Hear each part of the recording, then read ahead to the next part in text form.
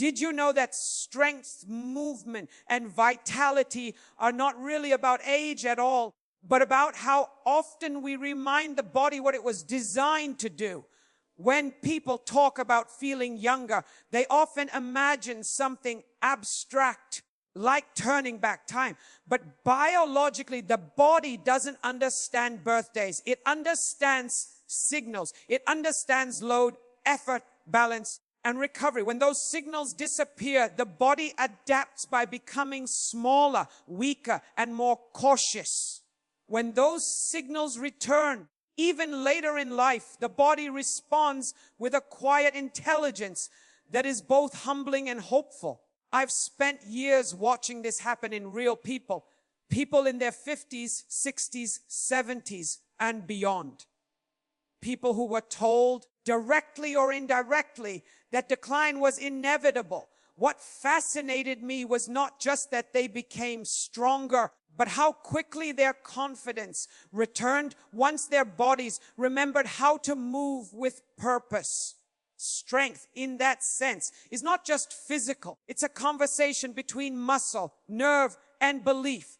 The human body evolved to move against resistance. Long before gyms, machines, or structured exercise programs existed, survival itself demanded pushing, pulling, carrying, squatting, and walking. These movements shaped our muscles, our bones, and even our nervous systems. When we remove those demands, the body doesn't rebel. It simply economizes. Muscle tissue shrinks because it is expensive to maintain. Bone density decreases because unused structure is gradually dismantled. Balance fades because the brain no longer receives enough feedback from joints and muscles to justify maintaining precision. This process has a name in science, but at its core it is simply adaptation. What often surprises people is how reversible much of this process can be. Muscle loss after the age of 60 is common,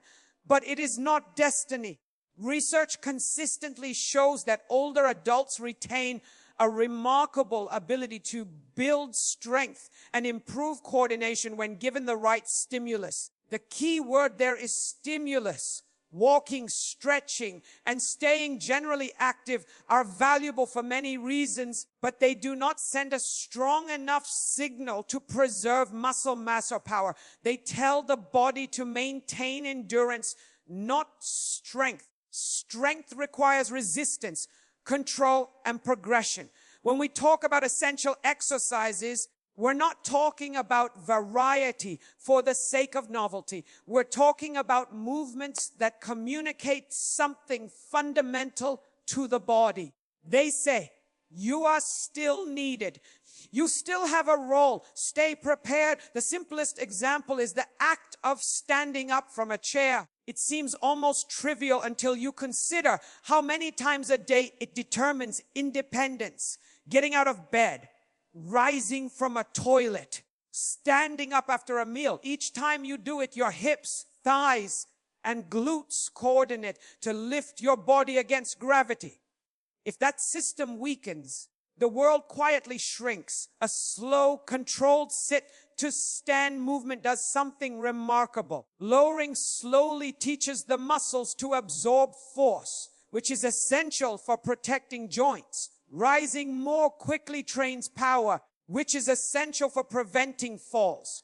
Together, they recreate the natural rhythm the body uses in daily life. When people perform this movement with intention, something shifts. They don't just strengthen their legs, they reclaim a sense of trust in their own bodies. That trust often spills into other areas of life because movement is deeply tied to identity. The same principle applies to pushing movements. The ability to push something away from you is embedded in countless daily tasks. Opening a heavy door, getting up from the floor, supporting yourself with your arms when balance is challenged. When upper body strength fades, people adapt by avoiding situations that demand it. They stop carrying groceries in one trip. They hesitate to play on the floor with children Over time, avoidance becomes habit, and habit becomes limitation. A simple press up against a counter or wall restores this lost dialogue between the arms, shoulders, and core. The body learns again how to transmit force from the hands through the torso in a stable way. What's important here is not how impressive the movement looks, but how cleanly it's performed. The nervous system is always listening. When movements are controlled, aligned, and pain-free, the brain registers them as safe. Safety encourages effort, and effort encourages adaptation. Pulling movements, though often overlooked, are equally vital. The muscles of the back are some of the largest and most metabolically active in the body. They support posture, stabilize the spine, and assist in lifting and carrying. When these muscles weaken, posture subtly changes. The head drifts forward, the shoulders round, breathing becomes less efficient. Energy levels decline, not because of age, but because the mechanics of the body become less favorable. A simple rowing motion, whether with light weights or resistance bands, counteracts this process. It reminds the body how to draw the shoulders back and engage the muscles that support upright posture. Over time, this changes how a person occupies space. They stand taller, not out of effort, but because the body naturally aligns itself when the right muscles are active. Posture, in this sense, is not a cosmetic concern. It's a reflection of underlying strength and coordination. Once these foundational movements are reintroduced, standing, pushing, pulling, the body becomes more receptive to complexity. Balance improves not because balance was trained directly, because strength provides a stable platform for balance to emerge. This is where movements like lunges become particularly meaningful. Stepping backward into a lunge challenges coordination, hip stability, and spatial awareness all at once. It mirrors real-life scenarios, such as stepping back to avoid an obstacle or lowering yourself toward the ground in a controlled way. The reverse lunge is especially forgiving on the joints while still demanding focus and control. It teaches the body how to manage asymmetry, because life is rarely symmetrical. We step, reach, and turn more often on one side than the other. Training this deliberately reduces the gap between sides, which is one of the hidden contributors to falls and overuse injuries. Another subtle but powerful area of focus is grip strength. At first glance, grip may seem trivial, but it is deeply connected to overall health. The hands are rich in sensory receptors, and their interaction with the environment provides constant feedback to the brain. When grip strength declines, people unconsciously disengage from their surroundings.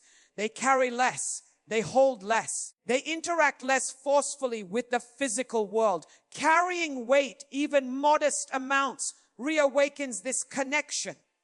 It strengthens the hands. Yes, but it also engages the core, challenges posture, and reinforces coordination between the upper and lower body. The act of walking while carrying weight is one of the most natural expressions of functional strength. It's something humans have done for millennia, and the body responds to it with remarkable efficiency. Then there are the muscles we sit on, quite literally. The glutes and hamstrings are among the most powerful muscles in the body.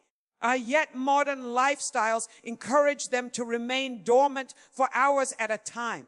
When these muscles weaken, other areas compensate. The lower back works harder. The knees absorb more stress. Over time, discomfort appears where the problem didn't originate. A simple bridge movement performed on the floor restores activation to these muscles in a gentle, controlled way. Lifting the hips teaches the body how to extend through the hips rather than the spine. For many people, this single adjustment reduces chronic discomfort and improves walking mechanics. It's not dramatic, but it's profound because it addresses the root of the issue rather than the symptom. Lower down the body, the feet and calves play a role that is often underestimated. They are the first point of contact with the ground and the last line of defense when balance is challenged. Calf muscles act as pumps, assisting circulation and supporting endurance during walking. When they weaken, fatigue sets in faster and stability becomes less reliable. Rising onto the toes and rocking back onto the heels may look simple, but it trains control through the ankle joint, which is crucial for adapting to uneven surfaces. These movements also reintroduce awareness to an area of the body that many people ignore until something goes wrong. Awareness in itself is a powerful form of prevention. At the center of all movement lies the core, not as a rigid brace, but as a dynamic system that stabilizes the spine while allowing the limbs to move freely. Many people associate core training with strenuous abdominal exercises, but the deeper stabilizing muscles respond better to subtle, sustained engagement. Movements that challenge the body to maintain alignment while the limbs move independently teach the nervous system how to protect the spine instinctively. Holding a stable position while lifting and lowering the legs engages these deep muscles without excessive strain. It trains patience as much as strength because the challenge lies not in movement, but in restraint. This kind of training has a calming effect on the nervous system, reinforcing the idea that stability does not require tension. What ties all of these movements together is not the muscles themselves, but the principle of progression. The body adapts only when the challenge gradually increases. This doesn't mean pushing to exhaustion or discomfort. It means paying attention. When something feels easier than it did before, that's a signal to adjust. Add a small amount of resistance. Increase the time under tension. Improve the quality of the movement. These small changes accumulate in ways that are difficult to appreciate day to day, but undeniable over months and years. There is a tendency, especially later in life, to either do too little or too much. Both extremes are driven by fear. Fear of injury leads to avoidance. Fear of decline leads to overexertion. The body thrives in the space between these extremes, where challenge is present but respectful. Rest, too, is part of the signal. Muscles rebuild during recovery, not during effort. Allowing time for this process is not weakness.